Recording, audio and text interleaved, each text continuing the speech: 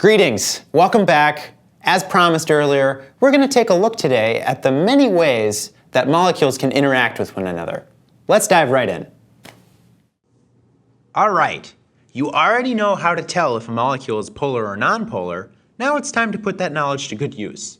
Pictured here are sucrose, sweet table sugar, and limonene, the chemical responsible for one of my favorite smells, citrus. So we can look at these molecules and tell that sucrose is polar due to the many OH groups, and that limonene is nonpolar. It is made completely out of C's and H's. But what does that mean when I put sucrose next to limonene? Will they attract each other? Maybe repel? Let's take a look at intermolecular bonds, bonds formed between separate molecules. There are 4 types we'll cover: ionic bonds, hydrogen bonds, van der Waals forces, and the hydrophobic effect. Let's start our journey with ionic bonds. A couple of the functional groups we've discussed before, the amine group and the carboxyl group, sometimes become charged at certain pHs. The amine grabs a hydrogen and the nitrogen becomes positively charged, while the carboxyl loses a hydrogen and the oxygen becomes negatively charged. Now, as the old saying goes, opposites attract.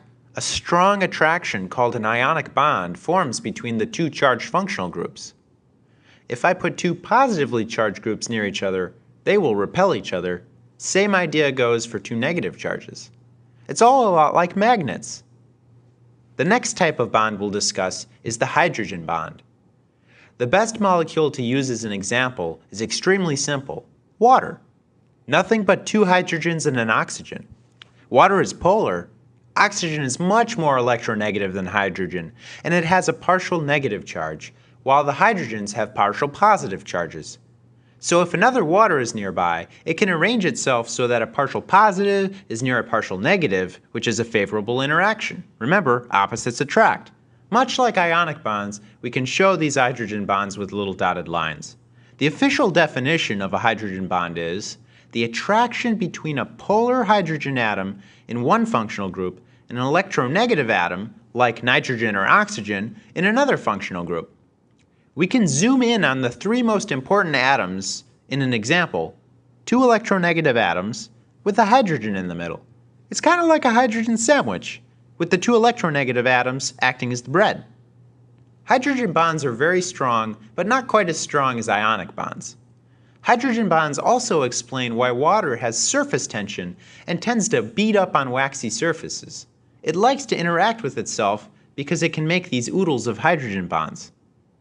So, hydrogen bonding can be used to explain whether or not a molecule can dissolve in water. Polar molecules are hydrophilic, which means they like to interact with water. Here I'm showing sucrose again. Look at all the hydrogen bonds we can form with water. And I'm only drawing a few of the many possibilities. As a result, you can dissolve quite a bit of sugar in water. What about nonpolar molecules? So most of you are aware that oil and water don't mix. Why is that? So if I have a container with water and vegetable oil, I can shake it up and I get the oil to enter the water as small droplets. But if I let it sit for a minute, it goes back to separate oil and water layers.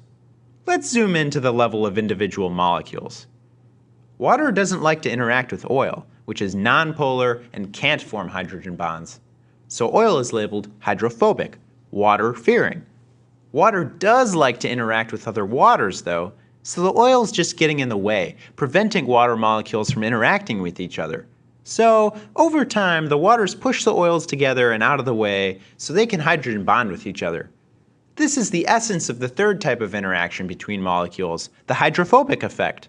Hydrophobic molecules clump together to avoid disrupting hydrogen bonds between water molecules. We'll later see how hydrophobic effects are essential for forming the membranes that enclose each of the cells in our body.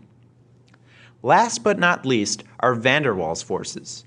These occur every time that atoms of any type are very close together. Sometimes a number of electrons from an atom move to one side of that atom, giving a tiny dipole of positive and negative charges.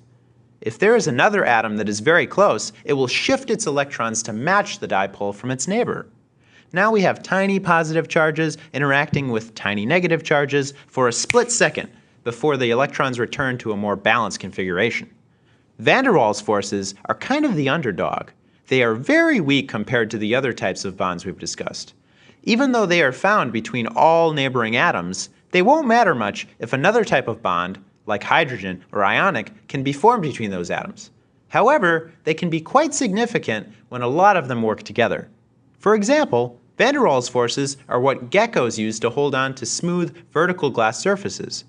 They have specialized toes with tons of little hairs that provide a lot of surface area to maximize the number of van der Waals attractions that can be formed.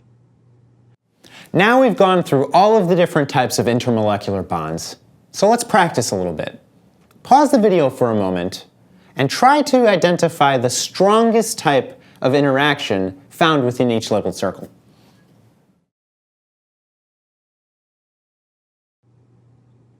Ready to check your work? Let's do it! I've listed all of the possibilities at the bottom for each case.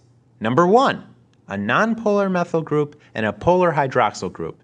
They can't form an ionic bond, there's no charge. No hydrogen bond, because there's only an electronegative atom on one side of the hydrogen. Can't make a sandwich with only one slice of bread. What about the hydrophobic effect? Nope. One of our groups is polar and hydrophilic. That leaves us with van der Waals. If all else fails, there's always the possibilities of van der Waals interactions. Number 2, a polar CO double bond and a polar OH group. Ionic? Nope, no charge. What about hydrogen bonding? Looks good. Hydrogen in between two electronegative atoms. We got it. Number 3, 2 oppositely charged groups. Look no further. Textbook ionic bonding. Number 4, I know there's only one answer left, but let's think for a second about why the hydrophobic effect makes sense. There's no charges for ionic bonding, so we can cross that off. There's no polar groups, so we can't hydrogen bond. But we do have a big region of hydrophobic hydrocarbon tails. So they'll clump together to avoid disrupting the hydrogen bonds that the surrounding water molecules make with each other. Perfect. As we talk about larger molecules like proteins later in the unit, this knowledge will come in real handy for explaining why these molecules are behaving the way that they do. Now that you have some of the basics down, enjoy the rest of biochemistry.